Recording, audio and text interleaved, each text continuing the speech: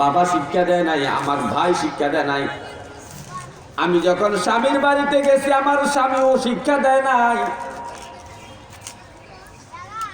আমার স্বামী তো শিক্ষা দেয় নাই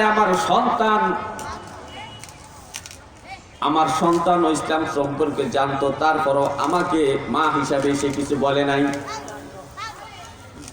যার কারণে আমি যাদের শিক্ষার অভাবে, যে শিক্ষার অভাবে, যেভাবে জীবন যাপন করার অভাবে আজকে আমি জাহান্নামে হচ্ছি, এই জাহান্নামে হওয়ার কারণ হলো আমার 4 জন ব্যক্তি, তাদেরকে ছাড়া আমি কখনো জাহান্নামে যাব না।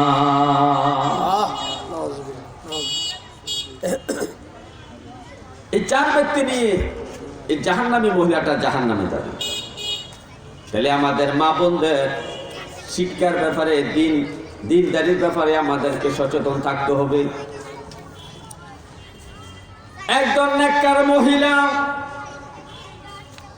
একজন নামাজি মহিলা, নেককার মহিলা, তার ইজ্জত কত নবী বলেন 70 জন অলি থেকে 70 জন বুজুর্গ থেকে উত্তম হলো একজন নেককার মহিলা। একজন আল্লাহওয়ালা মহিলা, নেককার মহিলা 70 জন অলি থেকে উত্তম। আর একজন গুনাহগার বদকার, একজন গুনাহগার বদকার মহিলা, বেনামাজি মহিলা, বেপরদাওয়ালা মহিলা 1000 খারাপ পুরুষ থেকে, মন্দ পুরুষ থেকে, খারাপ পুরুষ থেকে, মন্দ পুরুষ থেকে নিকৃষ্ট। একজন বদকার মহিলা, গুনাহগার মহিলা, বেনামাজি মহিলা 1000 খারাপ পুরুষ থেকে নিকৃষ্ট। তাহলে মহিলাদের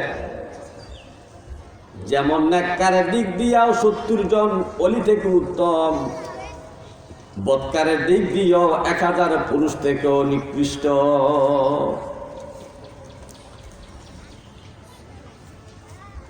হে আমার ভাইও, গভীর মনোযোগ। এই যে আমাদের মহিলা, আমার মা বোনেরা কত কষ্ট করে সংসার জীবন যাপন করে, সন্তান জন্মদান করে 10 মাস 10 দিন পর্যন্ত আমার মায়েরা সন্তান পেটের মধ্যে রাখে। হাদিস শরীফের মধ্যে আছে একজন গর্ভবতী মহিলা, যে মহিলার পেটে বাচ্চা আছে, এমন গর্ভবতী মহিলা যদি 2 রাকাত নামাজ পড়ে, পেটে বাচ্চা নিয়ে 2 রাকাত নামাজ পড়ার বরকত হলো এমন যে সাধারণ একজন মহিলা যার পেটে বাচ্চা নাই, এমন একটা মহিলার 80 রাকাত নামাজ হইতো 2 রাকাত নামাজের সওয়াব বেশি। সুবহানাল্লাহ।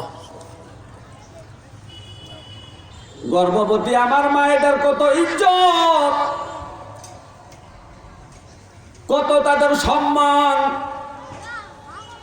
যে আমার গর্ভবতী মা যদি 2 রাকাত নামাজ পড়ে, এই নামাজের ওজন আর সাধারণ মহিলার 80 রাকাত নামাজ থেকে উত্তম। তাহলে আমার গর্ভবতী মায়েদের কত ইজ্জত। আমার মায়েরা জান্নাতে যাওয়ার জন্য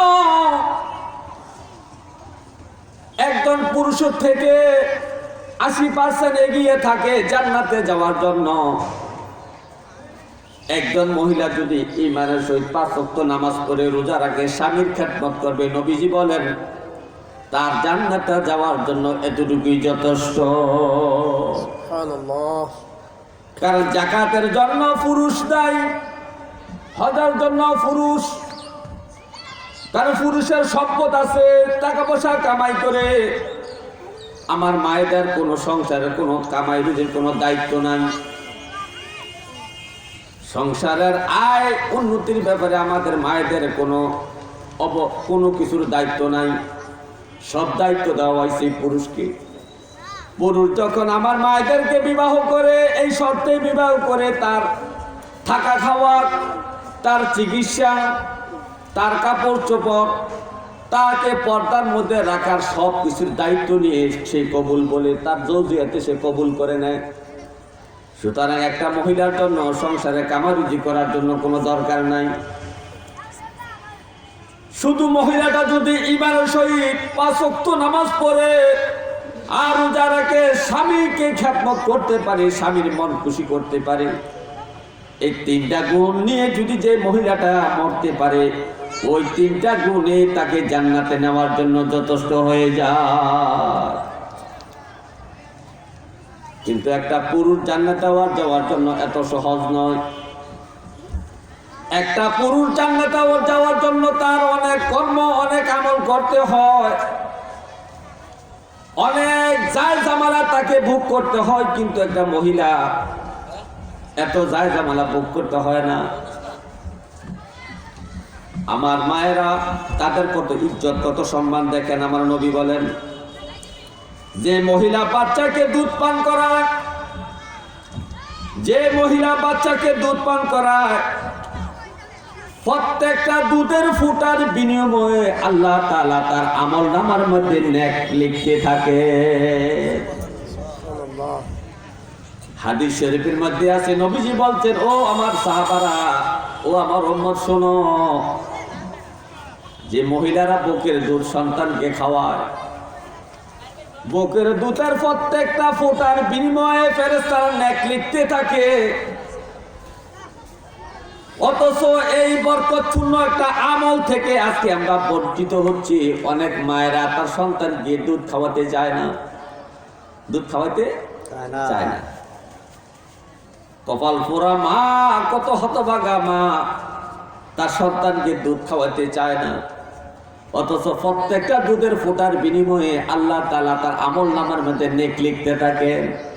ফেরেশতারা প্রতিযোগিতা করতে থাকে যে আল্লাহর এই ছোট মাসুম বাচ্চাটাকে কত জ্বালাতন করে, তারপর মা কত কষ্ট করে তাকে দুধ খাওয়ায়। এই দুধ তো এমনি হয় না, মায়ের প্রত্যেকটা রক্তর কণিকা থেকে ধাপে ধাপে আস্তে আস্তে করে দুধ উৎপন্ন হয়।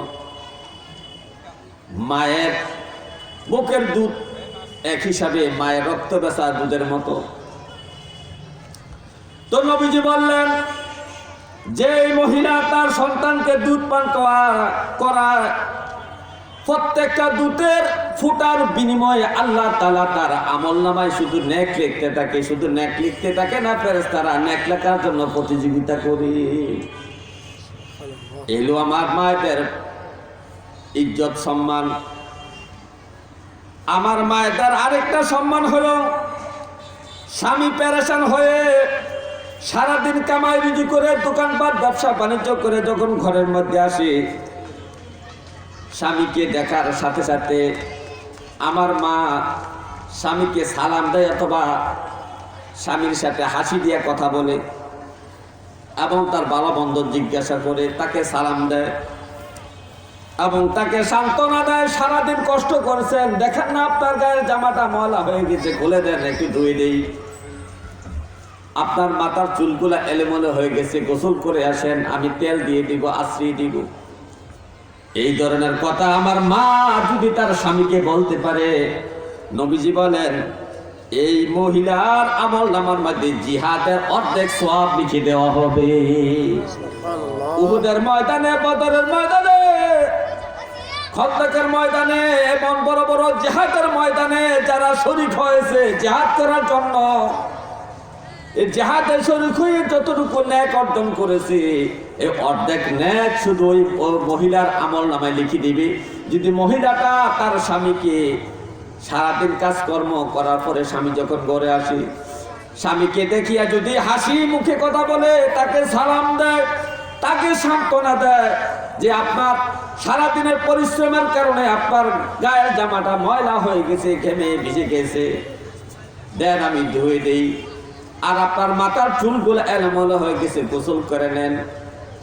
এইভাবে যে স্ত্রী তার স্বামীকে সান্ত্বনা দেয়, খুশ আবদার জানায়, তাকে আদর যত্ন করে, আল্লাহর নবী বলেন, ওই মহিলার আমলনামার মধ্যে জিহাদের অর্ধেক সওয়াব দেওয়া হয়। এটাও আমার মায়েদের একটা ইজ্জত। তারপরে নবীজি অন্য হাদিসে বলেন যে মহিলা বাচ্চার কান্নার জন্য রাতে ঘুমাতে পারে না, যে মহিলার বাচ্চার কান্নাকাটির জন্য, বাচ্চার আর্জনের জন্য রাতে ঘুমাতে পারে না, যে মহিলা বাচ্চার কান্নাকাটির জন্য, বাচ্চার কান্নাকাটি করার কারণে রাতে ঘুমাইতে পারে না, একটু পরে পরে বাচ্চা চিৎকার দিয়ে ওঠে, মা ঘুম থেকে, বাচ্চার কান্নার আবার শুনতে দেরি, মা ঘুম থেকে উঠতে দেরি করে না, এমন করে সারাটা রাতে বাচ্চা কান্নাকাটি করে, মহিলাটা রাতের বেলা 10 থেকে 20 বার ঘুম থেকে উঠে। এই ধরনের আমার মায়েদের ইজ্জত কত।